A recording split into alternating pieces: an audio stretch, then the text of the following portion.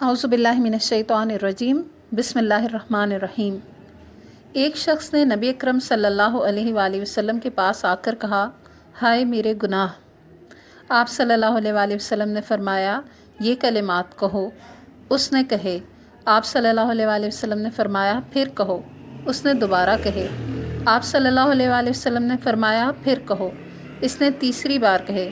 آپ صلی اللہ علیہ وآلہ وسلم نے فرمایا، کھڑے ہو جاؤ، تمہارے گناہ معاف کر دیے گئے۔ وہ کلمات درج ذیل ہیں: اللہم مغفرتک اوسع من ذنوبی ورحمتک ارجا عندی من عملی۔ پھر سنیے، اللہم مغفرتک اوسع من ذنوبی ورحمتک ارجا عندی من عملی۔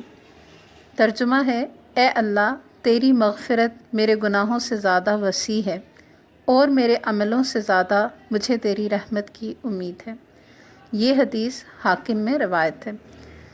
وآخر دعوانا ان الحمد للہ رب العالمین۔ السلام علیکم ورحمۃ اللہ وبرکاتہ۔